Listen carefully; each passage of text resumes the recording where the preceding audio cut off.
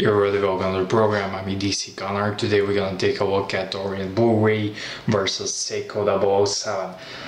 And not so long ago, I did a review comparing Orient Mako versus Seiko 007, but ever since, really represents a better, upgraded version of Mako, and folks at Orient addressed all those little complaints people had about Mako and make it even better. And what other watch should we compare to than the legendary reference point in all this diving watches in this price range, Seiko 007, and Seiko represents a paradigm of a diving tool watch in its price category, so stay tuned for a side-by-side inspection and comparison of both of these watches, which are both great, but they have some subtle differences which make them which make you go lean to one side or to another, so stay tuned.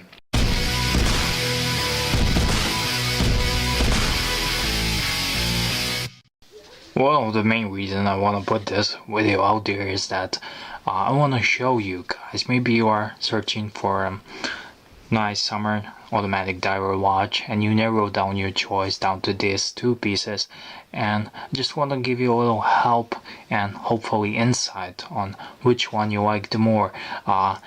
When I was looking to buy Mako and deciding should I get Orient Mako or Seiko SKX, I couldn't really find any useful side-by-side comparisons because there were separate reviews but never really show next to each other, and that was the only thing I really wanted to see.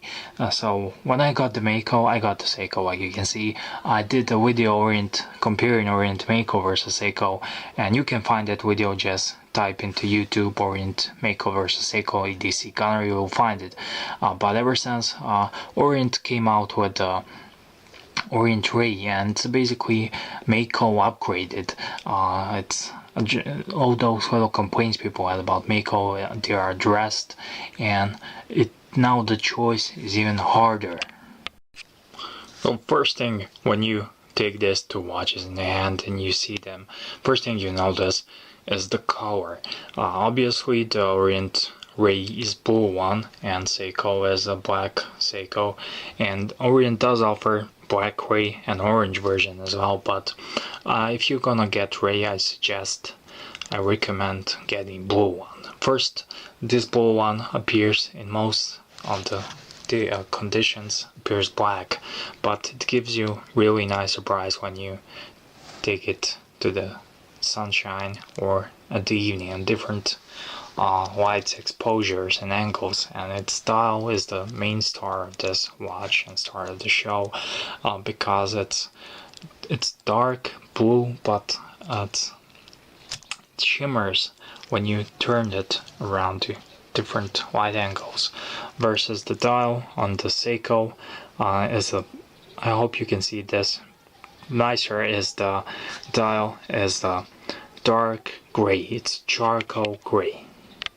So we might say that the dark charcoal gray is a bit boring and dull, but both of these pieces have their own place in your collection and your wear and your preferences. If you are a guy who needs a watch for utility, for everyday, for beating around, you don't really care if it's flashy or not, then Seiko is definitely more for you, not just because it's more professional, it's a diver certified watch, but it's more rugged, and I'm using it. I'm not wearing any more G-Shocks because of this one, and it withstands anything you throw at it.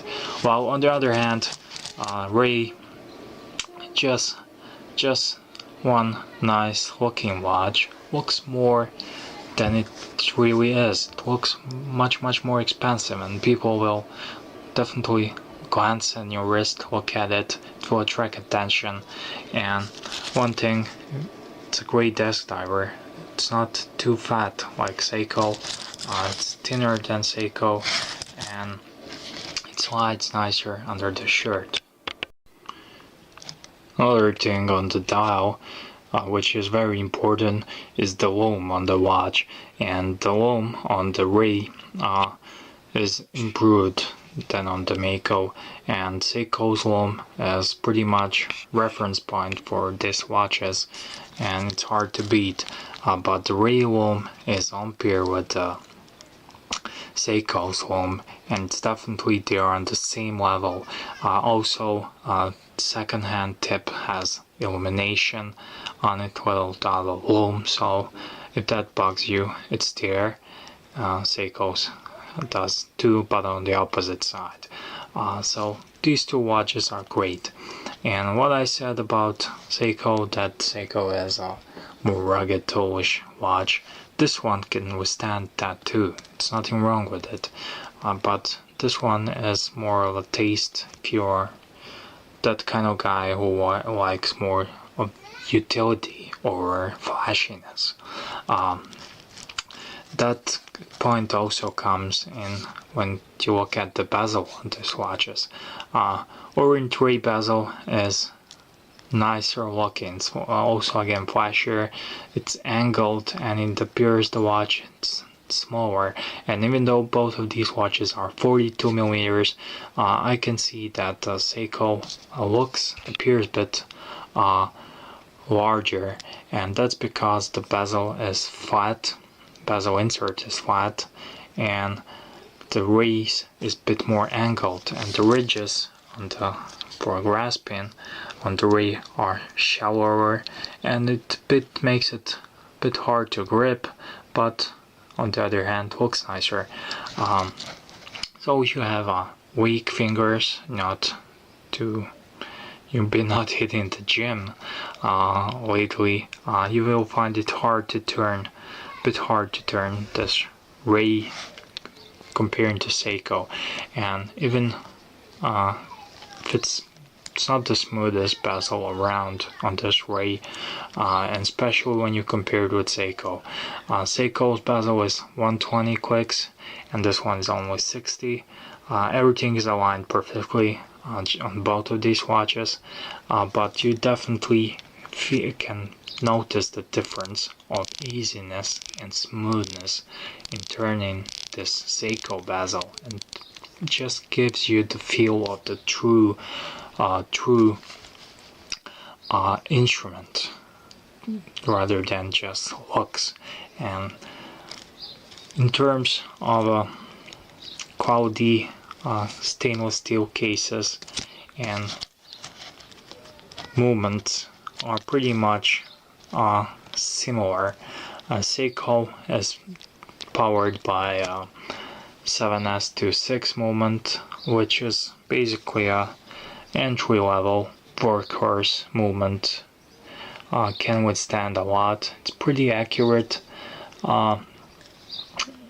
Orient movement is also great, and I must tell you, movement in Orient I prefer it more.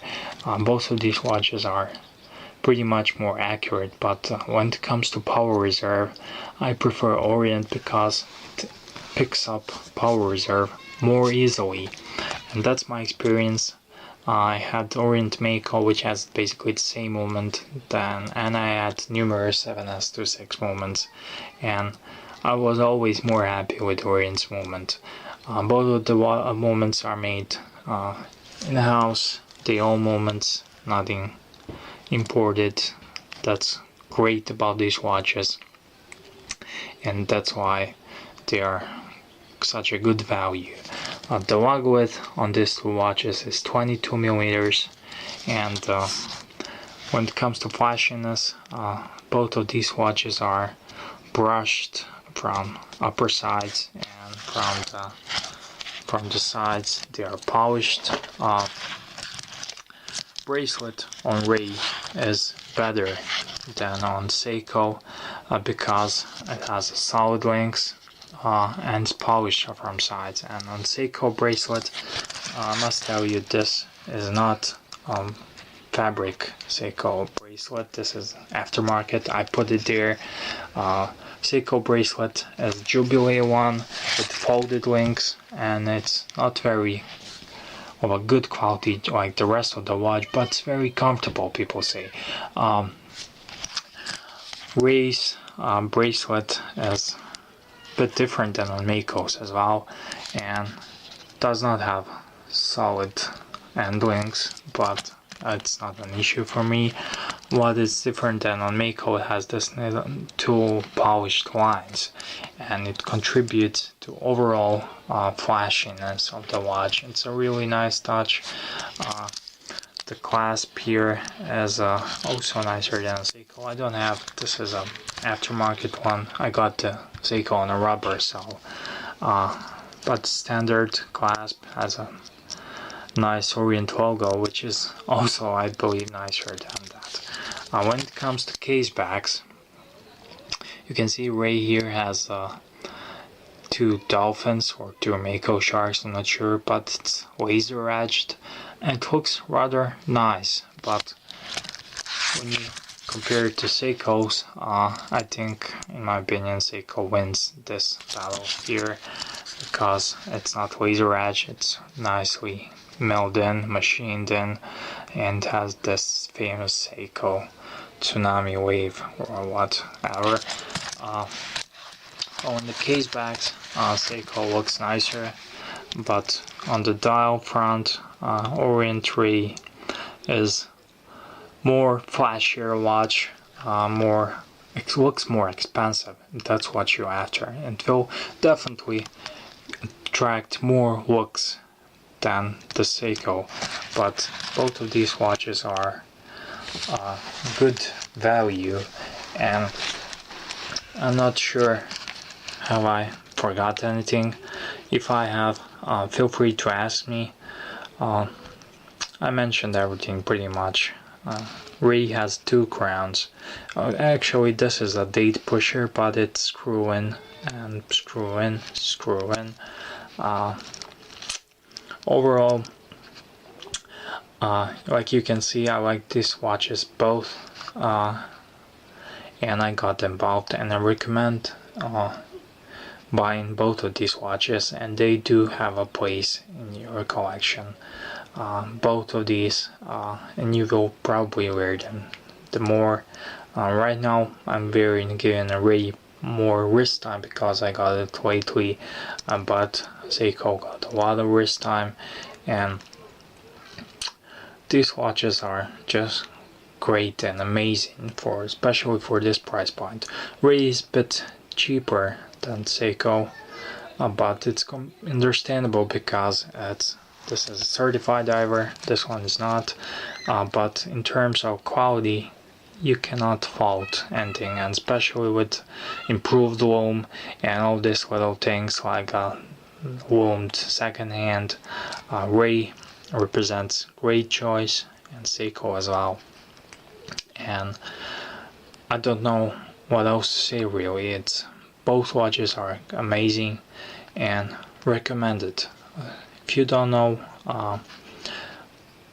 if you want to have a flashy watch which will maybe impress more girls and attract more looks, and you want to appear to have spent $1,000 on a watch, then maybe Ray's for you.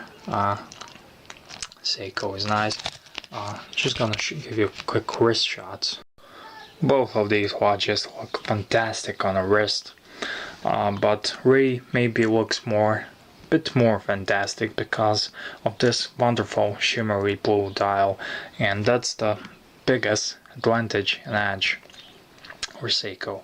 And in conclusion, I think the Ray is more of a fancier watch than Seiko, and if that's your thing, get Ray. If you want a more rugged watch, and get Seiko, even though this fancy fella here can match all this ruggedness from Seiko and at the same time look good as well.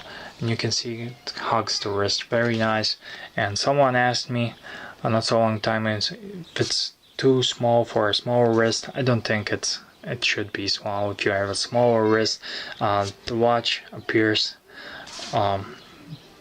nice and wears nice on a wrist, and on a smaller and a larger wrist it will look equally great. So let that not be a deal breaker.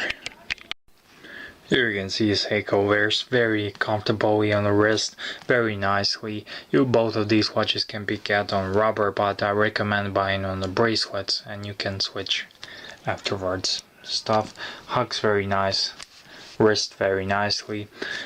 Rugged tool watch, like the crown at the 4 o'clock, and it's very sweet looking watch, and you cannot go wrong if you get any of these. So at the end of this video, here's a little double wrist shot, so you can maybe see it more. And what can I say? Best advice I can give you is buy the one you like the more, and whatever watch you're gonna buy the one you like. In terms of quality, I cannot say this one's better than this one, or this one is better than this one, because they're pretty much up there in terms of everything but the looks. So if you like this one, ray blue color, stunning blue, I'll get it. If you like utility, rugged look, and get Seiko.